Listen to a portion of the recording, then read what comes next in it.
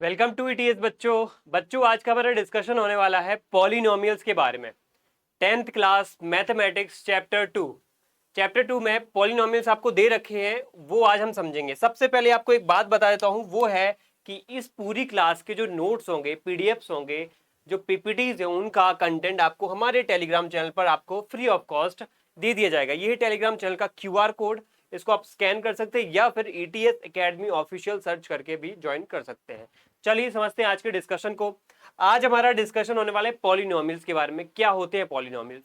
पहला पॉइंट तो यही है, सर आप बताइए पॉलिनोमियल्स क्या है। पॉलिनोमियल्स कुछ नहीं है, बस एक क्या है, एक ग्रुप ऑफ टर्म्स है। ठीक है, जैसे मैंने यहाँ पे एक टर्म लिख दी x, एक टर्म लिख दी मैंने 2। ठीक है, तो इन दोनों को मिला के क्या बन गया है, ये पॉलिनोमियल बन गया। अब आप देखोगे सर आपने x क्यों लिख दिया, 2 बस लिख सकते थे, तो मैं 2 भी लिख सकता हूँ, इसको भी मैं पॉलिनोमियल बोल सकता हूँ। ये पॉलिनोमियल का एक मोनोमियल टाइप है। ठीक है, तो ये भी एक पॉलिनोमियल कहलाएगा। ओके, तो आपको एक बात समझ में आ गई कि यहाँ पे पॉलिनोमियल्स नंबर भी हो सकते हैं, और ये देखो एक्स वाई जेड नाम की, इनको बोलते हैं वेरिएबल्स, ये कहलाते हैं वेरिएबल्स। तो वेरिएबल्स को भी हम पॉलिनोमियल्स बोल सकते हो। ये क्या होते हैं, ये होते हैं आपके कोएफिशिएंट, या फिर सिर्फ हम इसको एक नॉर्मल सा नंबर भी बोल सकते हैं। ठीक है, तो ये कोएफिशिएंट भी इनको बोला जा सकता है।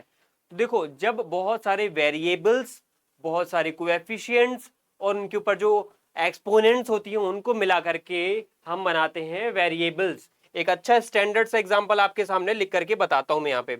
जैसे यहाँ पे एग्जांपल लिखा 2x² plus 3x plus 4 is equal to 0। आपने जनरली ऐसे पॉलिनोमियल्स देखे होंगे। देखो यहाँ पे ये जो 2 लिखा हुआ है, ये जो 3 लिखा हुआ है, ये जो 4 लिखा हुआ है, इन सब को क्या कहा जाता है, इन सब को कहा जाता है कोएफिशिएंट। जनरली आपने ये वर्ड बहुत सुना होगा, कोएफिशिएंट। क्या कहा जाता है, कोएफिशिएंट कहा जाता है। ओके, कोएफिशिएंट मतलब जो वेरिएबल के मल्टीप्लाई में लिखे हुए, वेरिएबल के साथ देखो मल्टीप्लाई में कौन लिखा हुआ है, ये देखो ये है वेरिएबल्स। अच्छा मैं इनका नाम भी लिख देता हूं, इनका नाम भी लिख देता हूं यहाँ पे। वेरिएबल्स क्या है, वेरिएबल्स जैसे आप देखो ये जो एक्स, सॉरी, ये जो x दिख रहा है यहाँ पे, ये जो x दिख रहा है यहाँ पे, इसको बोला जाता है वेरिएबल्स। क्या देखा जा रहा है यहाँ पे लिखा हुआ है, या क्या इनको कहते हैं, क्या कहा जाता है, वेरिएबल्स। वेरिएबल्स, ओके, वेरिएबल्स जो क्या है, वेरी करते रहते हैं, जिनका वैल्यू वेरी करता है, इसलिए इनको कहा जाता है वेरिएबल्स। ओके, और ये जो मल्टीपल मल्टीपल है किसके, वेरिएबल्स के मल्टीपल में लिखे हुए, उनको कहा जाता है कोएफिशिएंट। और यहाँ पे जो पावर होती है, यहाँ पे जो पावर होती है, जैसे ये 2 हो गया, जैसे यहाँ पे x की पावर 1 हो जाएगी, इनको कहा जाता है एक्सपोनेंट। इनको कहा जाता है एक्सपोनेंट या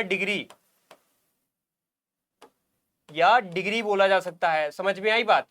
तो आपको एक बात समझ में आ गई कि एक पॉलिनोमियल बहुत सारे इंग्रेडिएंट से, बहुत सारी टर्म से मिलकर के बना होता है। ठीक है, यहाँ पे देखो कोएफिशिएंट भी है बहुत सारे, यहाँ पे वेरिएबल्स भी हैं, यहाँ पे एक्सपोनेंट भी बहुत सारे हैं। ओके, यहाँ पे एक बात और समझने वाली है कि इस वाले नंबर को, इस पूरे टर्म को कहा जाता है वन टर्म, इसको कहा जाता है सेकेंड टर्म, इसको कहा जाता है थर्ड टर्म।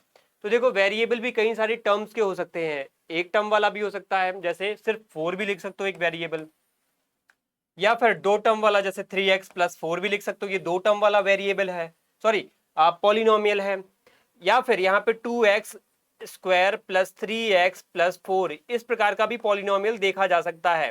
तो ये 3 टर्म वाला पॉलिनोमियल है। इसी प्रकार की चीजें हम आज डिस्कस करेंगे। बच्चों आपको समझ में आ गई होगी? आगे बढ़ते हैं। एग्जाम्पल कुछ लिखे हुए हैं यहाँ पे कि पॉलिनोमियल वो होते हैं जो बहुत सारी टर्म से, बहुत सारी इंग्रेडिएंट से मिलकर के बने होते हैं, मैं बता चुका हूँ। ये है हमारी एक्सरसाइज 2.1। अब डिस्कशन हम अपनी एक्सरसाइज पे कर लेते हैं। देखो ये एक्सरसाइज आपके काम की नहीं है, मैं यहीं पे इसको खत्म कर रहा हूं, क्योंकि इससे एग्जाम में क्वेश्चन नहीं आते हैं, इससे जुड़े हुए कॉन्सेप्ट आते हैं। तो वो कॉन्सेप्ट मैं अब आपको बताने वाला हूं, उन कॉन्सेप्ट को ध्यान से समझो। देखो, इसलिए हमारे काम की कौन सी अब चैप्टर या एक्सरसाइज हो जाती है, वो हो जाती है हमारी 2.2। हम चैप्टर 2 में 2.2 एक्सरसाइज को बहुत डिटेल में पढ़ेंगे। उसको समझने के पहले इस चैप्टर या इस एक्सरसाइज 2.1 के कॉन्सेप्ट समझ लेते हैं, और इस 2.2 के समझने के पहले कुछ बेसिक बातें जान लेते हैं। कौन कौन सी बातें हैं? ठीक है, एक तो बात यह है कि हमने पॉलिनोमियल्स क्या होते हैं ये समझ लिया, कि group of numbers, group of variables, group of coefficients, इनको जब आपस में मिला देते हैं, जोड़ देते हैं, घटा देते हैं, तब जा करके चाहे एक टर्म का हो, चाहे दो टर्म का हो, चाहे तीन टर्म का हो, बन जाते हैं पॉलिनोमियल्स। ठीक है, इसके बाद आता है पॉलिनोमियल्स के टाइप क्या है सर, पॉलिनोमियल्स के टाइप बता दो। अब पॉलिनोमियल्स देखो जनरली दो बेसिस पर बांटा जाता है इनको, दो बेसिस पर। एक बेसिस है यहाँ पे classification by the number of terms, number of terms के बेसिस पर बांटा है यहाँ पे, नंबर ऑफ टर्म्स। ठीक है, कौन कौन सी टर्म्स यहाँ पे शायद देखो आप क्या लिखा हुआ है, एक टर्म होती है इसकी, एक इसका कैटेगरी है, एक टाइप होता है मोनोमियल, एक कैटेगरी है, एक टाइप होता है इसका बायनोमियल, एक थर्ड कैटेगरी होती है ट्राइनोमियल। देखो जिसमें एक टर्म होती है, जिसमें क्या होती है ओनली वन टर्म होती है, उसको बोलते हैं मोनोमियल। जैसे कि सिर्फ 5x लिखा हुआ है, जैसे कि 7x स्क्वायर लिखा हुआ है ये, या फिर 10 सिर्फ कह सकते हैं, या 5x ओनली, ये कॉमा लगा हुआ है, ओनली 5x, या फिर सिर्फ 7x स्क्वायर लिखा हुआ है, या फिर सिर्फ 10। मैं ये नहीं कह रहा हूँ आपस में, सिर्फ यहाँ पे पॉलिनोमियल सिर्फ एक टर्म का होता है। ठीक है, एक टर्म का होता है, पावर कितनी भी हो, कोएफिशिएंट कोई भी हो, या फिर वेरिएबल कोई भी हो, सिर्फ एक बार होना चाहिए, वो होता है मोनोमियल। जहां पे दो क्या होती हैं, टर्म्स होती हैं, जहां पे दो टर्म्स होती हैं, टू टर्म्स होती हैं, जैसे कि 2x+3, देखो एक ये टर्म हो गई, एक ये टर्म हो गई, जैसे x² - 4y, जैसे x² - 4y, ये क्या है, ये हो जाएगा दो टर्म वाला बायनोमियल पॉलिनोमियल। ठीक है, एक तीसरी कैटेगरी होती है ट्राइनोमियल, जिसमें क्या होती है तीन टर्म्स होती हैं, जैसे यहाँ पे ये देखो लिखी हुई है, क्या लिखा हुआ है, x² माइनस प्लस के 2x लिखा हुआ है -1। देखो ये क्या हो गया, ट्राइनोमियल हो गया। एक यहाँ पे ये लिखा हुआ है 5a³, देखो क्यूब आ गया, यहाँ पे -2b लिखा हुआ है +7। यहाँ पे भी देखो तीन टर्म है, यहाँ पे भी तीन टर्म है, 1 2 3, और यहाँ पे भी 1 2 3। तो जब तीन टर्म्स होती है ट्राइनोमियल, जब दो टर्म्स होती है बायनोमियल, और जब एक ही टर्म होती है तो उसको बोलते हैं मोनोमियल। ओके, अब कमेंट में आपको क्वेश्चन बताना है, क्वेश्चन का आंसर बताना है कि ये जो मैं यहाँ पे लिख रहा हूँ पॉलिनोमियल, वो कौन सी कैटेगरी में आएगा इन तीनों में से, बताओ जरा। 5x² + 2x, ठीक है, ये बताना है आपको किस कैटेगरी में आएगा, ये किस कैटेगरी में आएगा, आप कमेंट में बताइए फटाफट। अब हम अगला कॉन्सेप्ट समझते हैं। दूसरा यहाँ पे बांटा गया है पॉलिनोमियल्स को डिग्री के बेसिस पर, डिग्री के बेसिस पर। अभी जो हमने पढ़ा वो टर्म के बेसिस पर, नंबर ऑफ टर्म्स के बेसिस पर। अब डिग्री उनके ऊपर, डिग्री एक्सपोनेंट कितना है उनके ऊपर, पावर कितनी है। जब किसी पॉलिनोमियल में मैक्सिमम पावर 0 देखी जाती है तो उसको बोलते हैं कांस्टेंट पॉलिनोमियल। जब एक पावर देखी जाती है तो उसको बोलते हैं लीनियर पॉलिनोमियल। क्वाड्रेटिक, जब 2 होती है मैक्सिमम पावर तो क्वाड्रेटिक होता है, जब 3 होती है तो क्यूबिक होता है, और जब 4 होती है तो उसको बोलते हैं क्वाड्रिक, और जब 5 होती है मैक्सिमम पावर उसके ऊपर तो क्विंटिक बोलते हैं। जैसे एग्जांपल लिखते हैं यहाँ पे, कांस्टेंट पॉलिनोमियल का एग्जांपल हो जाएगा जैसे कि x की पावर 0, ठीक है, और x की पावर का 0, या कोई भी नंबर की पावर भी लिख दो, 1 की पावर का 0, तो आपको पता है चाहे ये हो तो भी एक वैल्यू आएगा, चाहे ये हो तो भी वैल्यू एक ही आएगी। जब भी किसी भी नंबर का, वेरिएबल का पावर 0 होता है ना, तो उसका हमेशा मान, वैल्यू 1 आता है, आपको पता होना चाहिए। ठीक है, यानी कि कांस्टेंट पॉलिनोमियल्स हमेशा एक ही होता है, एक 1 और 1 ही होता है, इसके अलावा कुछ नहीं होता है। लीनियर पॉलिनोमियल समझते हैं, लीनियर पॉलिनोमियल होता है जिसकी पावर 1 हो, जैसे कि यहाँ पे लिखा x+2, ठीक है, देखो पावर एक x के ऊपर एक ही है ना, या फिर लिख सकते हैं 2x+5 लिख सकते हैं, ये भी देखो यहाँ पे भी पावर x की एक ही है। तो जब पावर क्या हो, एक ही हो, डिग्री क्या हो, एक ही हो, तब वहां पे होता है लीनियर पॉलिनोमियल। अब आता है क्वाड्रेटिक पॉलिनोमियल, जिसमें क्या होती है पावर 2 हो जाती है, 2x² लिख देता हूं यहाँ पे, +3x+5 लिख दिया। जैसे एग्जांपल एक लिख दिया मैंने यहाँ पे 3x² +6+9, ठीक है, तो ये भी देखो एक क्वाड्रेटिक पॉलिनोमियल है, ये आप देख सकते हो। अब आता है क्यूबिक पॉलिनोमियल। क्यूबिक पॉलिनोमियल में मतलब ये होता है कि जैसे यहाँ पे होता है x³ +2x² +3x+4, मतलब मैक्सिमम पावर यहाँ पे 3 होना चाहिए, तब होता है क्यूबिक पॉलिनोमियल। ठीक है, या फिर लिख सकते हैं 3x³ +4 +3x, ठीक है, कहीं पे भी लिख दो टर्म, कहीं पे भी लिख दो, लेकिन मैक्सिमम पावर ये होना चाहिए। देखो यहाँ पे टर्म 3 ही आई, यहाँ पे 4 ही आई हैं, लेकिन यहाँ पे मैक्सिमम पावर देखो आप 3 ही आई है, तो यहाँ पे डिग्री के बेसिस पे बांटा गया है, क्यूबिक पॉलिनोमियल है ये। यहाँ पे टर्म एक ज्यादा हो सकती है, कम भी हो सकती है, कोई फर्क नहीं पड़ता, क्योंकि ये नंबर ऑफ टर्म के बेसिस पर डिवीजन नहीं है, ये क्लासिफिकेशन है किसके बेसिस पर, डिग्री के बेसिस पर। डिग्री यहाँ पे पावर देखो। अब इसकी बात यहाँ पे आती है, मैं इसको अलग कलर से लिखता हूं यहाँ पे, क्वाड्रिक। क्वाड्रिक आपने जनरली नहीं पढ़ा होगा, जैसे कि x की power 4 plus 3x cube plus 2x plus 1, इस तरीके का आप 2x square plus x plus 1, इस तरीके का आपको जनरली देखने को मिलेगा ये पॉलिनोमियल, जहां पे पावर 4 देखने को मिले। जैसे अब मैं क्विंटिक बनाता हूं यहाँ पे, क्विंटिक में जैसे कि एग्जांपल लिख लेते हैं x की पावर 5 प्लस 2x की पावर 4, 3x की पावर 3 प्लस 2x की पावर 2, फिर उसके बाद प्लस 3x प्लस 1। मतलब जहां पे पावर 5 हो तो वहां पे क्विंटिक, जहां पे पावर 4 हो तो वहां पे क्वाड्रिक, जहां पे पावर 3 हो तो क्यूबिक, पावर 2 हो तो क्वाड्रेटिक, और जहां पे पावर 1 हो तो लीनियर, और जहां पे पावर 0 हो कांस्टेंट पॉलिनोमियल, और जिसका वैल्यू हमेशा 1 ही होगा। ये होता है classification on the basis of degree. ठीक है, अब आता है हमारा, इन तीनों में हमने एक जनरली स्टार्टिंग में ही बात की थी कि जैसे कोई पॉलिनोमियल आपके सामने लिखता हूं मैंने लिख दिया यहाँ पे 2x square plus 3x plus 1 is equal to 0। अब आपने ये पॉलिनोमियल देखा, अब आपको एक बात समझ में आई होगी कि ये जो 2 है, यहाँ पे मैं लिख रहा हूं, यहाँ पे जो 2 है, ये जो 2 है, ये जो 3 है, और ये जो 1 है, ये क्या है, ये आपस में ये कोएफिशिएंट्स हैं। ये क्या है, कोएफिशिएंट है। मैं CO लिख देता हूं, आप समझ जाओगे कोएफिशिएंट है ये। ठीक है, और उसके बाद अब समझो यहाँ पे, उसके बाद क्या लिखा हुआ है, ये एक्स स्क्वायर लिखा हुआ है, ये यहाँ पे भी एक्स लिखा हुआ है। तो ये क्या है, ये वेरिएबल्स हैं। कोएफिशिएंट मतलब वो होते हैं जो वेरिएबल के साथ मल्टीप्लाई में होते हैं, जो क्या बताते हैं, वेरिएबल के हाउ मेनी टाइम्स बताते हैं कि ये जो वेरिएबल है, एक्स स्क्वायर का वेरिएबल है, ये कितने टाइम्स में है। जैसे ये x है, ये कितने टाइम है, ये 3 टाइम है। तो किसने बताया, कोएफिशिएंट ने बताया कि कितने टाइम है वेरिएबल। वेरिएबल देखो यहाँ पे वो होता है जो वेरी करता है, जिनका वैल्यू हमेशा वेरी करता रहता है, इसलिए उनको बोला जाता है वेरिएबल्स। ओके, और यहाँ पे एक्सपोनेंट क्या होते हैं, उनके ऊपर पावर होती है, मैं बता चुका हूँ।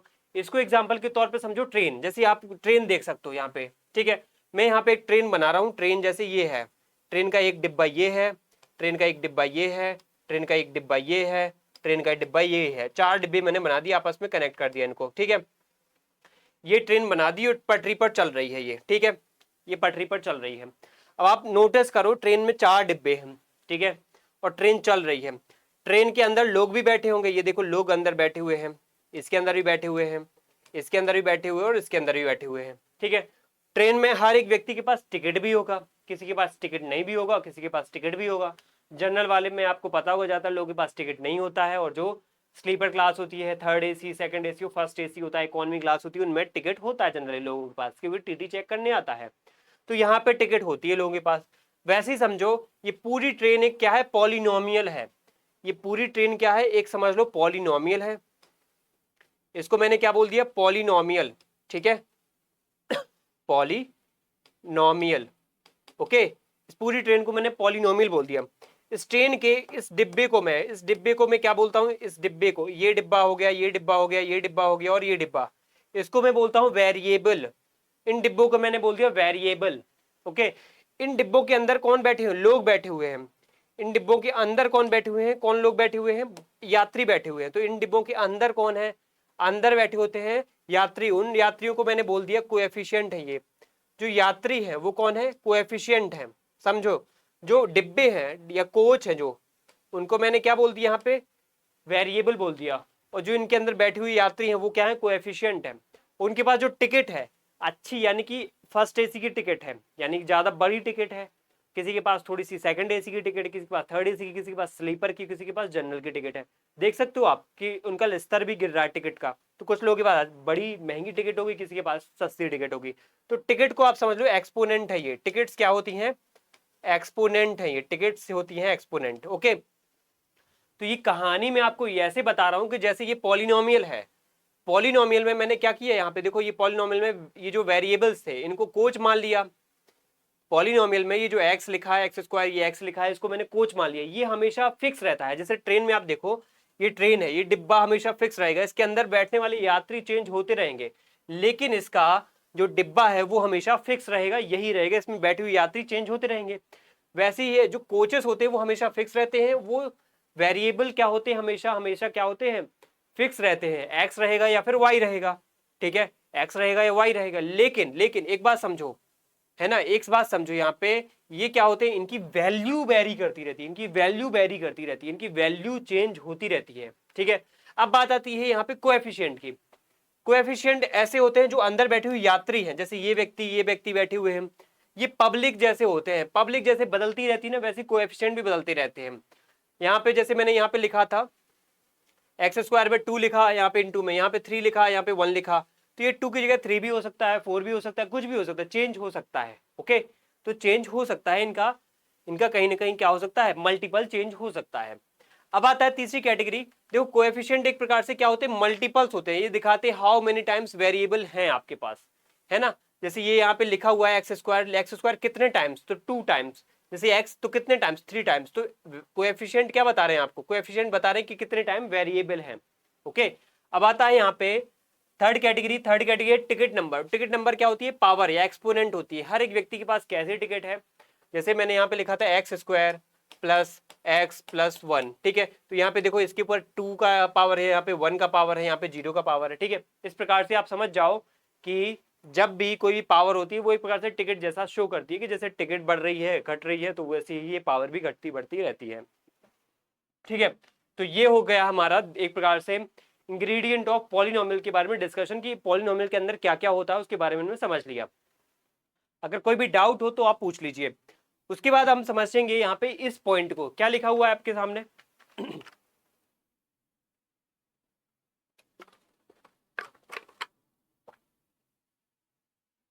क्या लिखा हुआ है, what are zeros of a polynomials.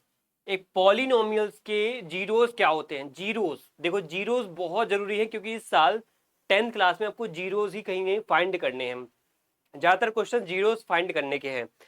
Zeros find करने या जीरोस को समझने के लिए आपको एक कॉन्सेप्ट समझना पड़ेगा। जीरोस क्या होते हैं, वैल्यू होते हैं, value of the variable that make the entire polynomial equal to zero. एक प्रकार से पूरे एंटायर पॉलिनोमियल को आप जीरो के इक्वल में लिखो या जीरो के बराबर में लिखो, तब क्या होता है, वहां पे उनको एक प्रकार से जीरोस कहा जाता है, और उससे वेरिएबल का एक वैल्यू निकल के सामने आता है, ठीक है।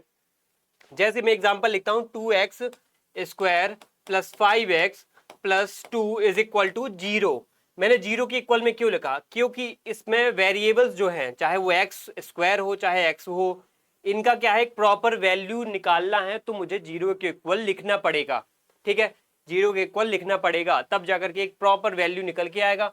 इनको जीरोस के इक्वल करेंगे तब जाकर के यहाँ पे एक्स जो है उसका वैल्यू निकल के आएगा, उसको कहा जाएगा जीरोस, ठीक है, जीरोस कहा जाएगा। अब इनको जनरली रूट भी कहते हैं, रूट्स भी कहा जाता है, ठीक है। जैसे एग्जांपल के तौर पे ये पॉलिनोमियल का एक सिंबल है px, एक पॉलिनोमियल यहाँ पे लिखा हुआ है, देखो आप देख सकते हो ये पॉलिनोमियल, ये भी एक पॉलिनोमियल कहलाएगा। कैसा पॉलिनोमियल है, देखो यहाँ पे 2 टर्म है, तो कैसा है यहाँ पे, ठीक है, बायनोमियल है ये टर्म के मामले में। और पावर के मामले में देखो एक ही पावर है, तो यहाँ पे कौन सा पॉलिनोमियल, लीनियर पॉलिनोमियल होगा, लीनियर इक्वेशन होगा, लीनियर पॉलिनोमियल होगा ये, ठीक है। अब इसको मैं जीरो के बराबर लिख दूं, x minus 5 is equal to 0, 5 इधर आएगा जीरो के तो प्लस में हो जाएगा, तो x बराबर 5 हो जाएगा। तो ये जीरो यहाँ पे क्या निकल के आया, ये जीरो यहाँ पे निकल के आया 5, एक जीरो यहाँ पे क्या निकल के आया, इस पॉलिनोमियल का 5 निकल के आया। अब देखो यहाँ पे रिलेशनशिप समझते हैं, हमने समझ लिया कि जीरो क्या होते हैं, पॉलिनोमियल का एक पार्ट होते हैं वेरिएबल की वैल्यूज निकालने के लिए, ठीक है। अब हम समझते हैं जीरोस क्या होते हैं, जीरोस और कोएफिशिएंट, जीरोस और कोएफिशिएंट के बीच में क्या रिलेशन है, ठीक है। जीरोस और कोएफिशिएंट के बीच में क्या रिलेशन है, जैसे माता पिता और बच्चों में क्या रिलेशन है, वैसे ही जीरोस और कोएफिशिएंट में क्या रिलेशन है। देखो एक पॉलिनोमियल में यहाँ पे लिखता हूँ इसको सिस्टमैटिक ढंग से, ए एक्स स्क्वायर, ठीक है, फिर लिख रहा हूँ बी एक्स, दूसरा टर्म है बी एक्स और तीसरा टर्म है सी, ठीक है। हमेशा ये जीरो के बराबर होते हैं, जीरो के बराबर इनको लिखा जाता है, पॉलिनोमियल जीरो के बराबर लिखे जाते हैं। ये लिखा मैंने एक पॉलिनोमियल कैसा है, क्वाड्रेटिक पॉलिनोमियल, ठीक है। अब यहाँ पे समझो कि मैं जीरो के बराबर लिखूंगा तो थियोरेटिकली इस पूरे पॉलिनोमियल के क्या होते हैं, दो क्या होते हैं, जीरोस होते हैं। अब आप बोलोगे दो क्यों होते हैं सर, तीन क्यों नहीं होते हैं। इसका आपको पता होना चाहिए कि जब भी कोई भी पॉलिनोमियल अगर 2 की पावर में है, ठीक है, जब भी कोई भी पॉलिनोमियल 2 की पावर में है मतलब क्वाड्रेटिक है, तो यहाँ पे 2 जीरोस निकल के आएंगे, ठीक है। अगर मान लो यहाँ पे 3 क्या है, पावर क्या है, x की पावर 3 है, ax क्यूब लिखा है प्लस bx स्क्वायर लिखा है प्लस cx प्लस d लिखा हुआ है इज इक्वल टू 0। अब आपने देखा यहाँ पे 3 है पावर, 3 पावर है, तो जीरोस कितने निकल के आएंगे, तो जीरोस यहाँ पे 3 निकल के आएंगे, ठीक है। और पिछले एग्जाम्पल में आपने नोटिस किया पावर कितनी थी, 1 थी, तो कितना जीरो निकला, ओनली 1 जीरो, ओनली 1 जीरो यानी 5 निकल के आया था। तो जितनी पावर उतने जीरो होते हैं, कितनी पावर कितनी जीरो, आपको पता चल गया। जितनी पावर होती है, जितनी डिग्री होती है, जितना एक्सपोनेंट होता है उतने ही जीरोस होंगे। ये बात इसलिए मैंने बताई थी, एक्सपोनेंट क्या होते हैं, एक्सपोनेंट इसलिए मैंने इस टिकट से कंपेयर कराया था कि जितने की टिकट है उतना ही आपके पास जीरोस है, उतना ही आपके पास पावर है, अच्छा है, महन आपके पास कहीं ना कहीं एक हैसियत है। वैसे ही क्या है, आपके पास पावर ज्यादा है, जैसे इस पॉलिनोमियल के पास पावर ही नहीं है ज्यादा, तो ये क्या है, बहुत ही सस्ता सा, इसके पास जीरो है। इसके पास थोड़ा 2 की पावर है, तो इसके पास अच्छा एक जीरोस है, इसके पास 2 जीरोस है। मतलब ऐसे समझ लो कि जैसे आप जनरल की टिकट में हो तो आपके पास बस नॉर्मल सी बस सिकुड़ कर बैठने की जगह है, लेकिन आपके पास स्लीपर की टिकट है, थोड़ी महंगी टिकट है, बड़ी पावर वाली टिकट है, तो आप फैल के बैठ सकते हो। थर्ड एसी की टिकट है तो पूरी सीट आपके पास हो, आराम से लेट सकते हो, कहीं पे भी हिल डुल सकते हो, जा सकते हो, है ना। इवन आप तो स्लीपर में भी आप थोड़ा सा मुश्किल में ही बैठ पाते हो, ठीक है। और अगर फर्स्ट एसी की टिकट है, मतलब ज्यादा पावर है उसके पास, तो आप और अच्छे से आराम से जा सकते हो, खाना वाना भी मिलेगा। तो जितनी पावर उतने जीरो, उतनी आपकी हैसियत रहेगी, सीधी सी बात है, ठीक है। यहाँ पे आप समझो, यहाँ पे अगर क्वाड्रेटिक इक्वेशन है मतलब 2 जीरो, ठीक है, क्यूबिक इक्वेशन है तो 3 जीरो, क्वाड्रिक इक्वेशन है तो 4 जीरोस, और क्विंटिक इक्वेशन है तो 5 जीरोस होंगे। हमारे एग्जाम में सिलेबस में ज्यादातर 2 जीरोस वाला क्वेश्चन ही आएगा, इसलिए हम पढ़ेंगे यही। A X square plus B X plus C is equal to 0, यह क्वाड्रेटिक इक्वेशन, इसलिए 2 जीरोस होंगे, इसलिए यहाँ पे 2 जीरोस जो है ना, अल्फा होगा एक और एक होगा बीटा।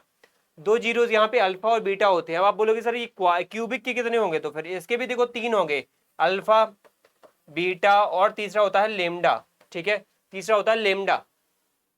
3 जीरोस इसके होते हैं। वैसे ही अगले जो भी होंगे इक्वेशन, चाहे क्वाड्रिक हो, चाहे क्यूबिक हो, क्वाड्रेटिक हो, क्यूबिक हो, या फिर क्विंटिक या फिर क्वाड्रिक, सबके जीरोस ऐसे बढ़ते जाएंगे या चेंज होते जाएंगे। हमने समझ लिया जीरोस क्या होते हैं। हमें कोएफिशिएंट से अब कनेक्शन समझना है। देखो यहाँ पे एक बात नोटिस करो कि इसका मैंने अभी जीरो निकाला है, ठीक है, इसका मैंने अभी जीरो निकाला है। कौन कौन से इसके जीरो निकले, एक तो अल्फा निकला है और एक बीटा निकला है, ठीक है। अब मैं देखता हूं इन अल्फा और बीटा को ऐड किया, अल्फा और बीटा को ऐड किया यानी कि सम ऑफ जीरोस, अल्फा और बीटा को ऐड किया मतलब जीरोस का जोड़, जीरोस का जोड़ या उनका ऐड, सम ऑफ जीरोस क्या होगा, सम ऑफ जीरोस होगा माइनस बी अपॉन ए। अब आप देखोगे ये बी अपॉन ए कहां से आया, ये बी अपॉन ए कहां से आया, ये यहां से आया, ये ए देख रहे हो आप, ये बी देख रहे हो यहाँ पे, यहां नहीं कि ये कोएफिशिएंट को उठा करके बनाया गया, क्या है, वैल्यू है। आप बात याद रखना कि जब भी 2 जीरोस को जोड़ा जाता है तो ये फॉर्मूला है आपका कि हमेशा कोएफिशिएंट में वैल्यू आती है और क्या होता है, माइनस बी अपॉन ए। अगर मैं दोनों जीरोस का मल्टीप्लाई कर दूं तो यहां पे क्या होगा, यहां पे वैल्यू आएगा कोएफिशिएंट में सी अपॉन ए, ठीक है, सी अपॉन ए। ये होते हैं कॉन्सेप्ट, ये होते हैं बातें, ये फॉर्मूला है, ये आपको याद करने ही पड़ेंगे। इनकी डिटेलिंग में इतना ज्यादा जानने की जरूरत नहीं है। क्यों नहीं है, क्योंकि आपसे सिर्फ यही पूछे जाएंगे कि यहाँ पे इनका जीरोस का मल्टीपल, उनका प्रोडक्ट बताओ, उनका एडिशन बताओ, उनका sum of zeros, product of zeros बताओ, तो आपको बस इस वैल्यू में पुट कर देना है, इसमें पुट कर देना है। इसको थोड़ा सा एक एग्जांपल के उसमें समझते हैं हम, ठीक है, एग्जांपल के तौर पे समझते हैं। एक एग्जांपल लेता हूं, जैसे मैंने लिख दिया 3x square plus 2x plus 1 is equal to 0, ठीक है। अब मैं यहाँ पे क्या करता हूँ, A X square plus B X plus C is equal to 0 से कंपेयर करता हूं। मैंने किससे कंपेयर किया, कंपेयर किया मैंने इस इक्वेशन से, ये एक थ्योरेटिकल इक्वेशन है, इससे कंपेयर किया। अब देखो एक्स स्क्वायर तो ये एक्स स्क्वायर है, बी एक्स का ये बी एक्स यहाँ पे आ जाएगा, ठीक है, सी इसके बराबर हो जाएगा। हम इसको ऐसे कंपेयर करेंगे तो यहाँ पे ए का वैल्यू क्या मिल जाएगा, ए का वैल्यू हमें 3 मिल जाएगा, बी का वैल्यू हमें 2 मिल जाएगा, ठीक है, बी का वैल्यू 2 मिल जाएगा, और सी का वैल्यू हमें 1 मिल जाएगा। अब आपको याद है कि ये क्वाड्रेटिक इक्वेशन है, यानी कि यहाँ पे इसके जीरोस क्या होंगे, अल्फा और बीटा होंगे, ठीक है, अल्फा और बीटा इसके 2 जीरोस होंगे। हम क्या करते हैं, इसके सम निकालते हैं, सम ऑफ जीरोस, ठीक है, सम ऑफ जीरोस क्या होगा, अल्फा प्लस बीटा। अब आपको पता है अल्फा प्लस बीटा यहाँ पे माइनस बी अपॉन ए होगा। अब आपको पता है बी का वैल्यू क्या है, 2 है, तो माइनस 2 अपॉन ए क्या है, 3 है, तो 3 लिख दिया। अब निकालता हूं प्रोडक्ट। प्रोडक्ट क्या होता है? मल्टीप्लाई उनका। इस तरीके से आपको करना है, ये मल्टीप्लाई है उनका, ये डॉट मतलब मल्टीप्लाई होता है c अपॉन ए। c का वैल्यू क्या है? 1 और a का वैल्यू क्या है? 3। तो इस प्रकार से हमें वैल्यूज इनकी निकालनी पड़ेगी। तो आगे क्वेश्चंस में हम इसी तरीके की मेथड का यूज करेंगे और हम समझेंगे किस तरीके से ये इनका सॉल्यूशन हम निकाल पाएंगे। तो एक्सरसाइज 2.2 अगले क्लास में, अगले पार्ट में हम डिस्कस करेंगे, जिसमें हम फाइंड करेंगे जीरोज। ये क्या है? आपके इक्वेशंस हैं, आपके पॉलिनोमियल्स हैं, और ये क्या है? उनके पॉलिनोमियल्स इसमें फाइंड करना है आपको। यहाँ पे क्या दे रखा है? Given the numbers as the sum of products. Sum and products आपको दे रखे हैं। देखो ये जीरोज का सम है, वही जीरोज का प्रोडक्ट है। आपको अब क्या बनाना है? आप बनाना है पॉलिनोमियल बनाना है। यहाँ पे पॉलिनोमियल दे रखा है, उनका सम और प्रोडक्ट निकालना है आपको, ठीक है। तो ये हमारा एग्जाम, ये जो एक्सरसाइज है, सॉरी, एग्जाम में ज्यादातर यही क्वेश्चन आएंगे, ठीक है आपके। तो ये एग्जाम वाले जो क्वेश्चन होंगे हम अगली एक्सरसाइज में डील करेंगे। तो अगर कोई भी डाउट हो तो आप कमेंट में जरूर पूछिएगा। मिलते हैं अगले चैप्टर में, अगली सॉरी क्लास में मिलते हैं। चैप्टर तो यही रहेगा, हमारे अगले डिस्कशन में मिलते हैं, ठीक है। थैंक यू सभी को, जय हिंद।